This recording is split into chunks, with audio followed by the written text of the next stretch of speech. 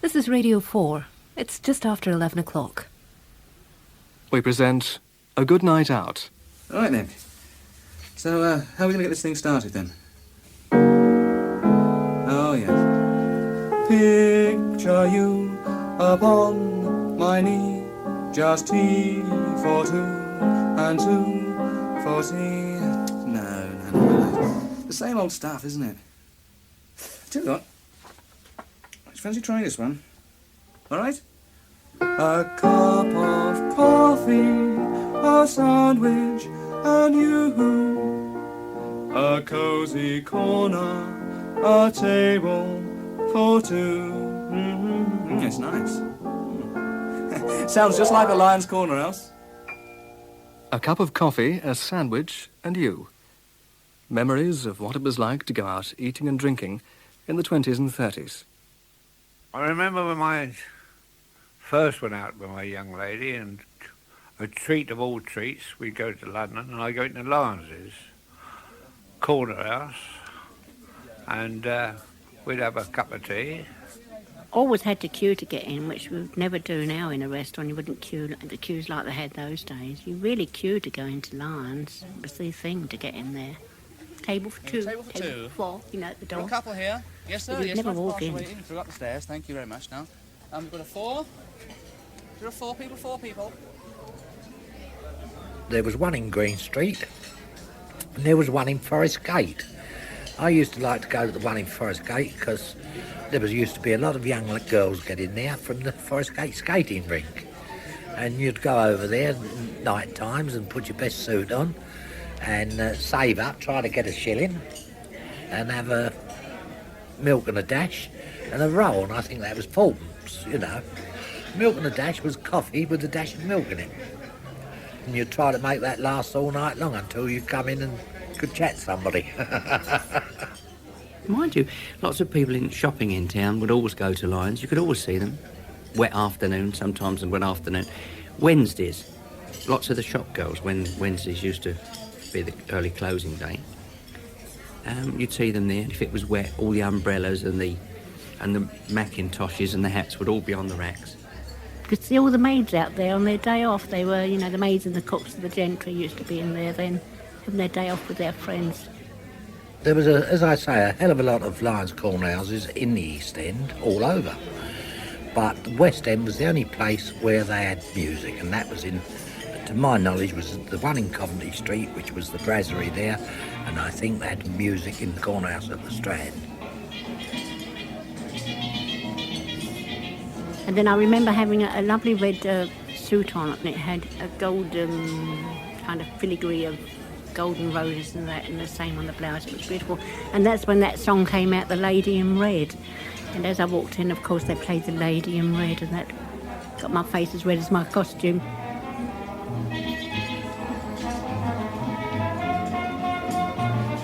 The Lady in Red, the fellas are all crazy for the Lady in Red. Of course, that was me. I was about 19, I think, very young, and it was a beautiful suit.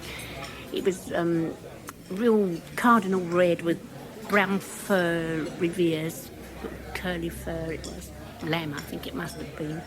Then they had this. I had this golden red blouse underneath with lovely gold roses on a red chiffon blouse. Oh, the goods I was in those days. They had plants, nice plants around. Made it quite decorative. Lots of the tables had the glass on the top for easy wiping down, and they had the little metal bits on the corner. There was the potted palms. There were the raised areas where you could go in and sit up and look out the windows at the streets below. If it was one of the corner houses, you went upstairs. And mostly you'd find the young couples would go upstairs because it wasn't the hustle and the bustle of people coming in off the street. It was glamorous, chandeliers, I can remember, beautiful curtains. Oh, absolutely beautiful. Marble staircases, toilets out of this world. Fantastic. Absolutely all you could see was bright brass and marble. Absolutely fantastic. Places couldn't be built like I shouldn't think today. Well, the waitresses would come over, which were one called waitresses then, they were called nippies. When they say nippy, they were nippy. Always with their little black uniform and the little white apron and the little white It wasn't really a mob cap, it was like a tiara, but without the diamonds and the emeralds. And they were always very pleasant, always a smile. And if you tipped them twopence, well, that was it. They thought they were on Easy Street. And they used to carry a pad tied to their belt. And if you went in there and spent sixpence, I'd write you out a bill, and as you walked out, there was a woman sitting in the desk. You went and paid at the desk. Sometimes you tried to walk out without paying, but very seldom succeeded.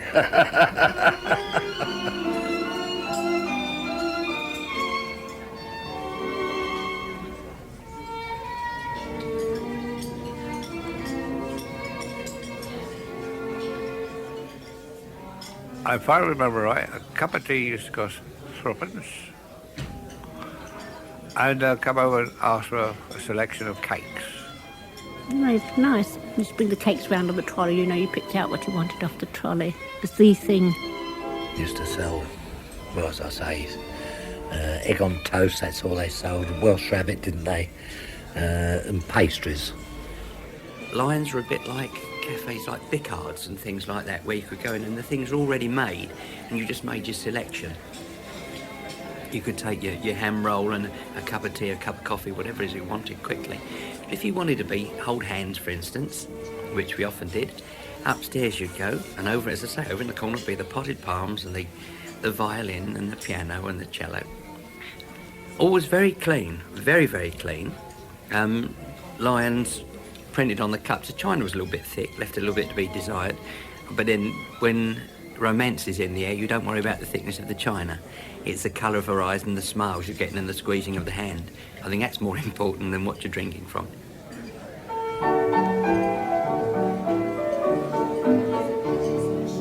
Well, I was young, you know, and just getting my feet on the ground as a young woman and trying to feel grown up, you know, very young I was.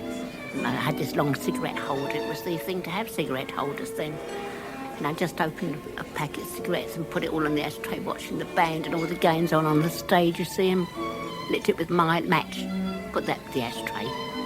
And it all caught alight, and I could see people looking over, and I could see it out the corner of my eye, but I wouldn't look too much. And yeah, I was concerned it was going to fall off the ashtray onto the tablecloth, catch the table light or something.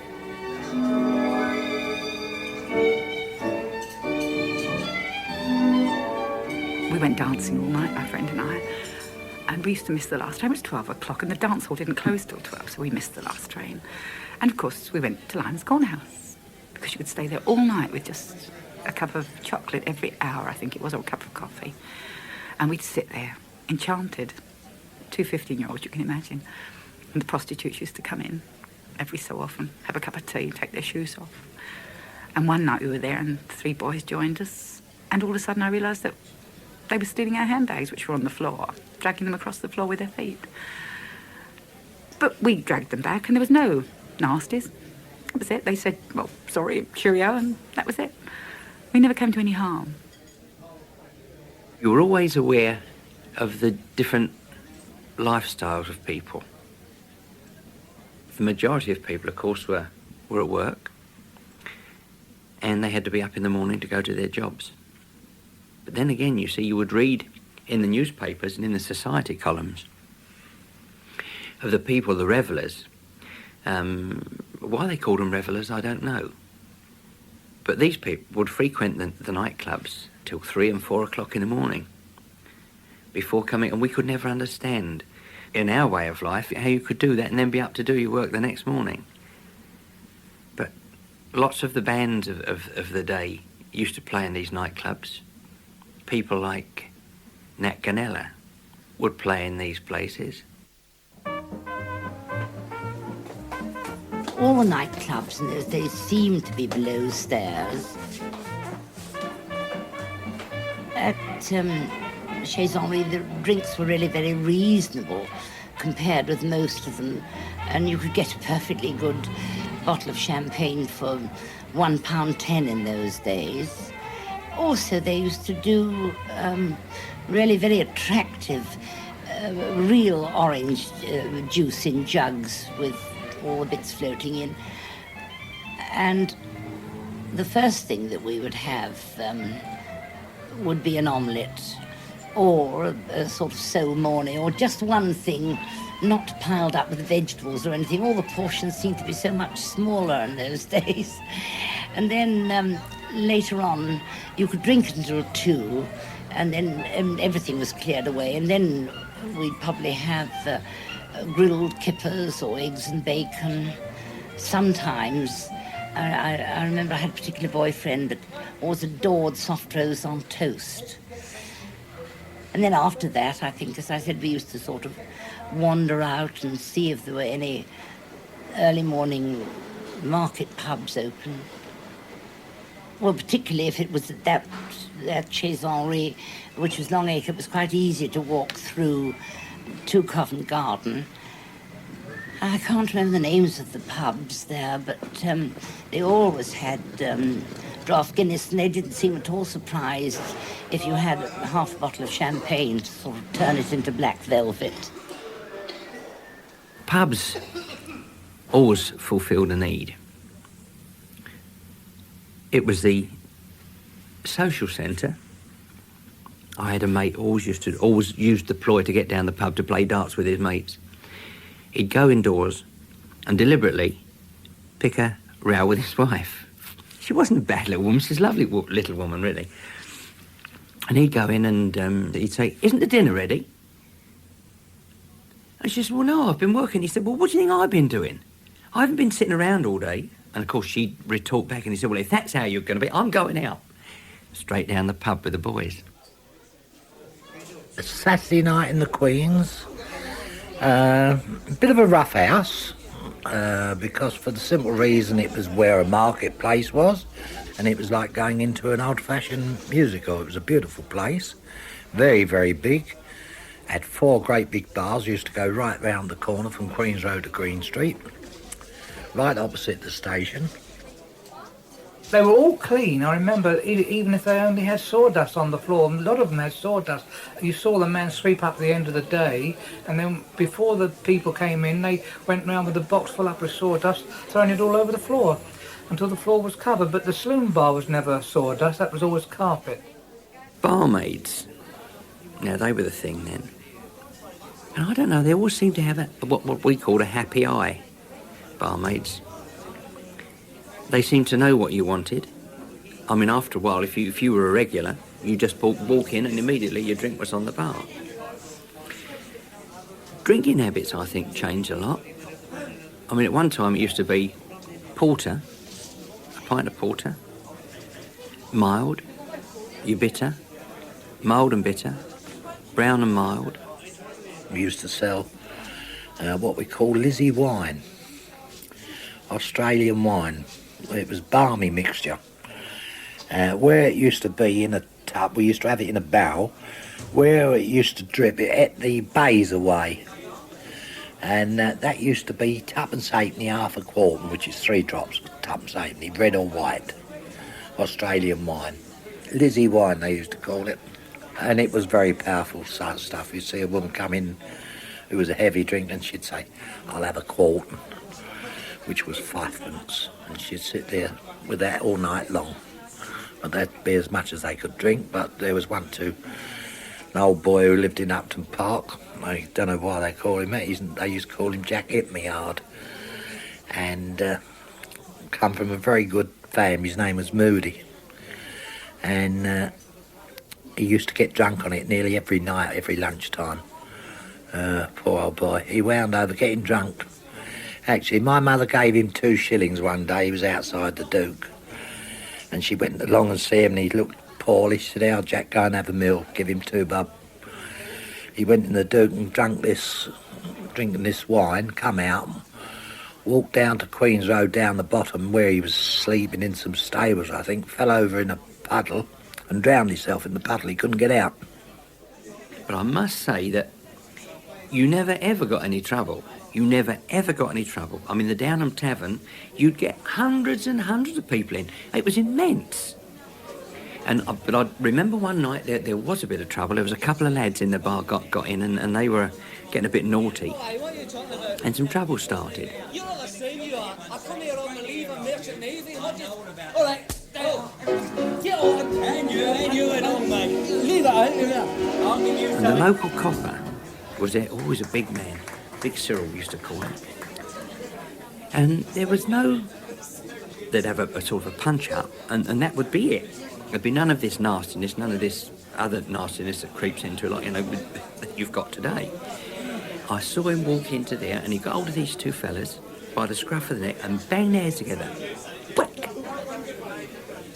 And I sat down on the floor, dazed. Their heads were going round, and he said, if I ever catch you in here causing trouble like that, when people are trying to enjoy themselves, I'll really go to town on you too. And they behaved themselves. I mean, that's the way the coppers used to work in those days. Most of the people played shove eight. A lot of people played darts, naturally. But the other game was table skittles. Used to be a piece of wood on a kind of a broom handle, or smaller than a broom handle, with a ball on a chain. And you'd stand these skittles up and swing it round and knock them over. But not many, that wasn't a success, but the most successful, I would say, was a shove halfpenny board. Oh, shove halfpenny, yeah. And people used to take their own halfpennies with them. They'd rub them down on an emery stone, I mean or your doorstep, and they'd rub them down till they were absolutely smooth, like glass. They were so slippery and shiny. And then they used to come down and talcum the boards. I mean, the boards weren't allowed to be used by anybody. I mean, if the team was playing, it was a game of great skill, shove halfpenny. Still is a game of great skill.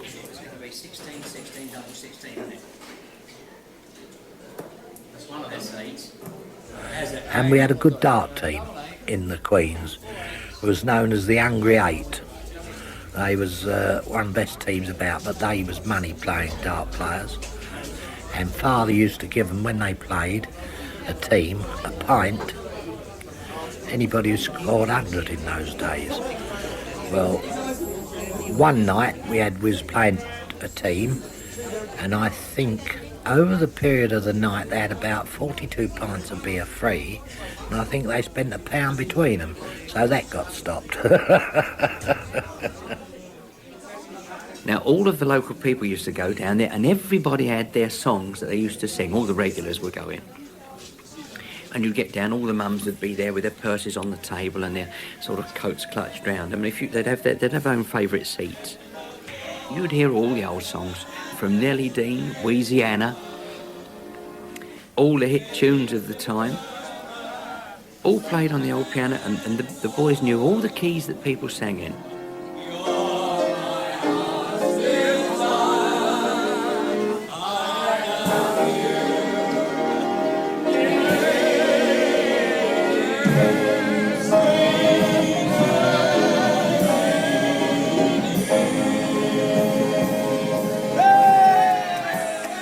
Sometimes it's a diabolical noise. You know, say, "Oh God, not him again! Don't let him get up!" And the ribaldry that used to go on, the repartee between the people. I remember one chap used to get up and sing a song that was called "And When I Touched Me Seaweed, I Knew It Was Going to Be Wet." And he was singing about one Sunday afternoon, he got some time to spare. He took a train to the seaside, and when he got there, he consulted the weatherman to see what they would get. And when he touched his seaweed, he knew it was going to be wet.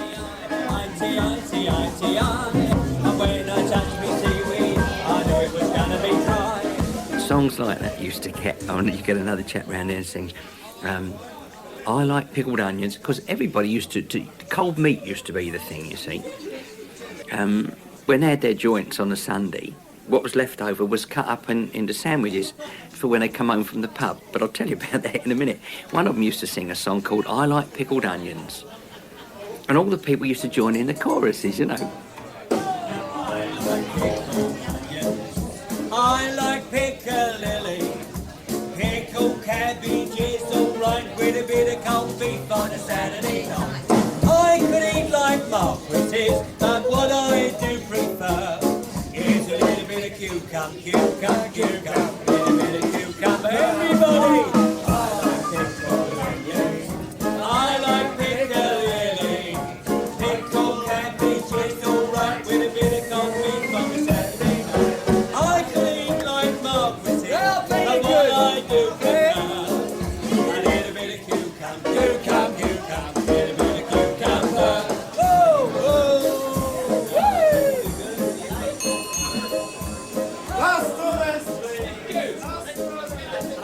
once they used to call time, you see that the old time system still applies. The licensing hours still apply now as they did then. It hasn't changed very much. I mean, our licensing laws have been archaic insofar they go back to the church has a great deal of influence on the way the licensing laws are formed. So 10 minutes before time, the first bell would go, and that was for last orders, because everybody used to dive in and get the last drinks that they wanted. And then they called time, and you had sort of 10 minutes drinking up time. And then, as by magic, the pub used to dissolve away. The people used to melt, and they'd all go their separate ways. And outside, on the forecourts, usually around the outside of the pub, on the bigger places, you'd have the stalls. Pie cart was one of the things you'd find. You'd find a pie cart that would always be standing there. It was more or less static outside. You could get a hot meat pie, some mashed potatoes, saveloys. Yeah, see you later. Fourpence, had a good night, eh? Yeah. Fourpence, pies and mash, only fourpence now. And of course, Tubby Isaacs. Old Tubby Isaacs was always in evidence there with these jellied eels, the whelks, the shrimps and the winkles. Yeah, all right, mate. We'll give it a second. Whelks, jellied eels, very nice with a slice, and the best in the West now, Tubby Isaacs. Crabs he used to sell, all cooked, ready for you to take home, or you could eat them there. They used to have the little saucers, the little dishes with the salt and pepper and the vinegar pot there to shake on the top, and a bit of bread. You have a bit of bread and butter with it. A threepenny plate of whelks or cockles. I mean, what would cost you £1 today? And it was always lovely stuff, always lovely stuff. Bit of dressed crab.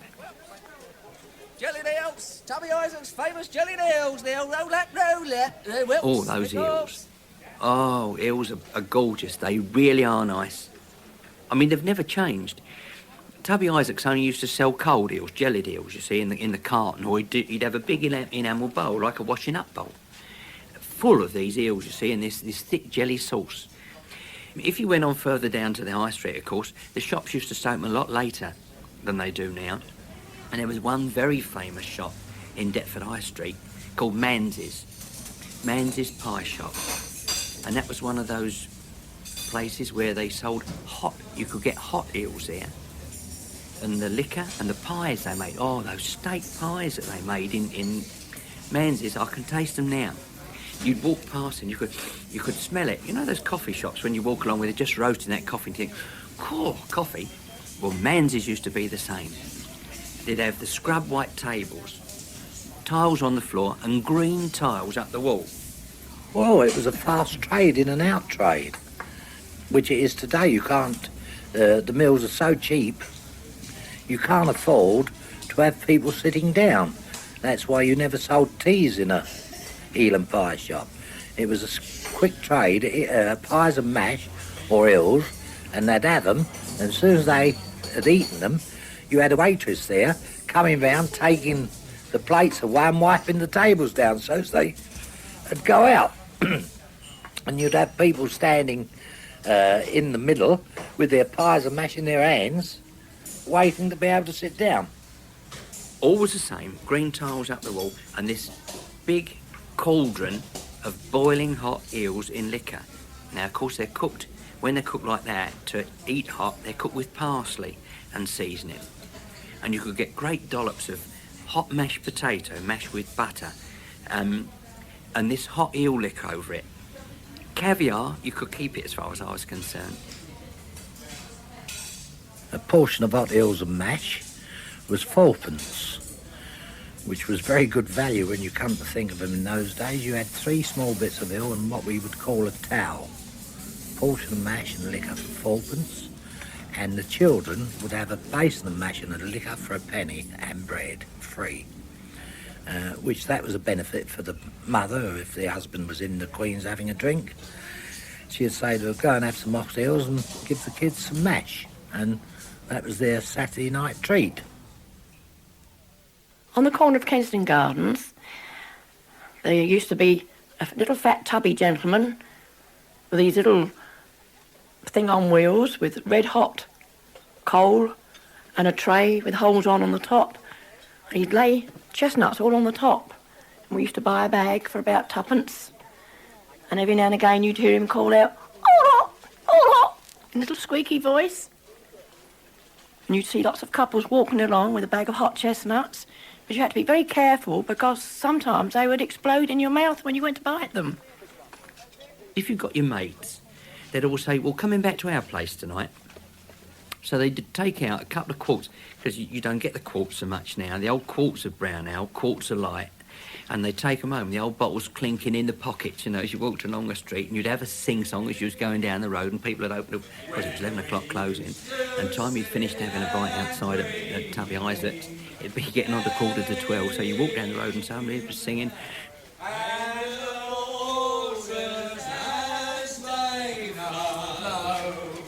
seem to murmur soft and low. You're my heart's desire. I love you daily, sweet Nelly. Oi, hold your noise down here because I work in the morning. and the windows open, say, shut up, you know, we're trying to get some sleep. But you go down to the house, and it used to be open house then. As I say, they'd have had their cold, they've had their joint in a big cold. So Mum would get out in the kitchen with a couple of loaves of bread. Out come the bowls of pickled onions, piccalilli, red pickled cabbage. They used to make it all themselves, you see, all these sort of things. And they used to slice the joint up. There'd be piles and piles of cold lamb sandwiches or cold beef or mutton. Of course, mutton was a great dish in those days. They all loved the old mutton. And then somebody'd get the old wind-up gramophone out and they'd start playing away and we'd have a party. You know, you'd have a party till 2:30, 3 o'clock in the morning. Girls all kicking their legs up in the air. And then it'd be too late. Sometimes they wouldn't go home. And always it was spontaneous, you see, because they were that kind of people. A cup of coffee, a sandwich, and you. A cozy corner, a table for two. A half an hour to cuddle and cool. With lots of hugging and kissing in view. I don't need music, lobster or wine. Whenever your eyes look into mine, the things I long for are simple and few. A cozy corner, a coffee, and you. In A Cup of Coffee, a Sandwich and You, there were memories from Emmy Catton, Ronnie Fifer, Roy Jeffries, Iris Noble, Ted Robbins, Bert Robinson, Vera Seaton-Reed, and Alison and Bill Wilson.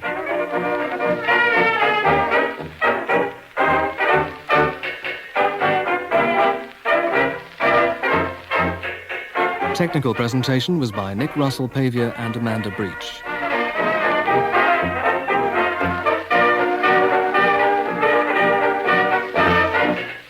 A Good Night Out is produced by Peter Hoare.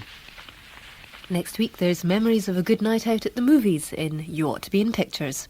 And at 11 o'clock tomorrow night there's the start of a new detective serial, Lonely Heart 4122. And now, Today in Parliament. Order, order.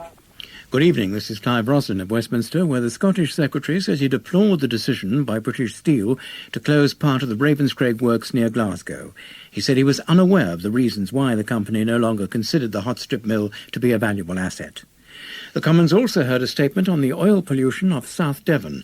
One of the local MPs called it a catastrophe. There were two short debates in the Lords on cooperation in Europe and the case for eliminating nuclear arms. The decision by British Steel to close the strip mill at Ravenscraig in Lanarkshire prompted concern on both sides of the Commons and fury among Scottish Nationalist and Labour MPs. It was described as tragic and devastating, and there were calls for the resignation of the Scottish Secretary, Mr Malcolm Rifkind. In his answer to an emergency question, Mr Rifkind said he too deplored the decision, but he made it clear that it was a matter for the commercial judgment of the company. As yet, British Steel have not provided any details as to why they believe that the closure of the hot strip mill is necessary. I very much hope that they will do this, as those affected are entitled to the fullest possible information. The hot strip mill has been a viable asset for the company over the last 3 years, and we are not aware why it has ceased to be so.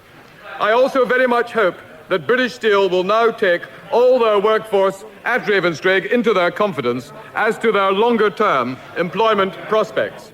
Mr Rifkin said the Scottish office will be trying to persuade British Steel to reconsider their proposal. The shadow Scottish Secretary, Mr Donald Dewar, who had tabled the emergency question, condemned what he called British Steel's brutal announcement.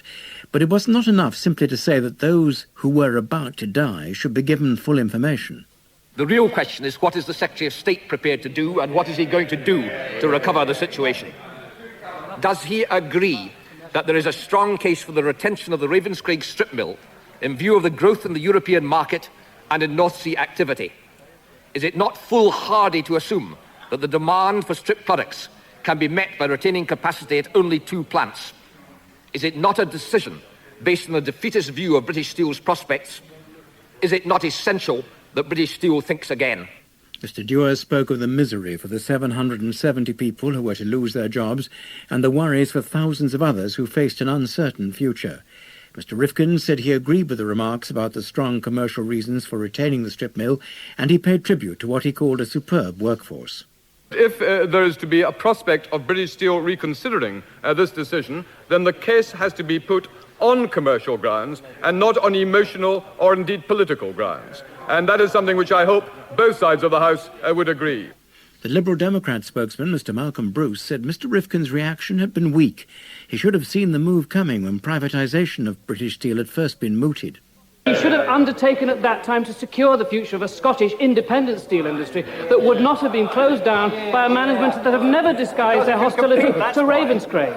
And is he not now going to give us some indication of direct and positive action that he will secure to create an independent, viable Scottish steel industry that will be competitive and secure for the long-term future? Mr Rifkin replied that at the time of privatisation, British Steel had given a guarantee about the future of the strip mill, and this had expired only last year. And in their prospectus at the time of the flotation of British Steel, the company had indicated that they would consider an alternative private sector buyer for their assets in Scotland if they had no more need for them. Dr John Reid, Labour, whose constituency of Motherwell North includes Ravenscraig, said his party would join the workers in their fight against the closure. It appeared to him that the Secretary of State didn't have the stomach for that fight. He wanted to know why Mr Rifkin hadn't met the chairman of British Steel since October last year. He also had other points to make. Why did he not listen when we warned during privatisation that they planned privatisation in 88, flotation in 89, amputation of the hot strip mill in 1990 and closure thereafter? And finally, can I ask him to explicitly confirm his remarks this morning, and I quote, "I do not believe that the future of Ravenscraig is crucial to the Scottish economy." If he made that statement, it is one of appalling complacency. It makes him an accessory to this betrayal, and either join us now in the fight or resign while he's got a shred of integrity left as Scottish. Mr Rifkin said the future of Ravenscraig was of crucial importance to the economy of Lanarkshire because of the employment implications. He believed the wider Scottish economy was sufficiently robust to deal with the situation. He added that instead of making political points, Dr Reid should seek the cooperation of those on both sides of the House who'd like to see British Steel reconsider their decision. A Scottish Nationalist MP, Mr Alex Salmond, accused the Secretary of State of giving squalid excuses. It was, he said, the weakest performance ever at the dispatch box. Will he explain to the Scottish people why, with an enormous market building up in the North Sea, Scottish steel has been run down? Will he explain to the House why he failed to meet the chairman of British Steel? And will he explain also to the Scottish people why he's not putting his job on the line to defend the Scottish steel industry now? The honourable gentleman would sound slightly more convincing if he would explain to the shop stewards at Ravenscraig why his own view on the steel industry is to be supported, given that every senior trade union spokesman in Scotland has dismissed the SNP's policy as being positively harmful to the interests of their industry.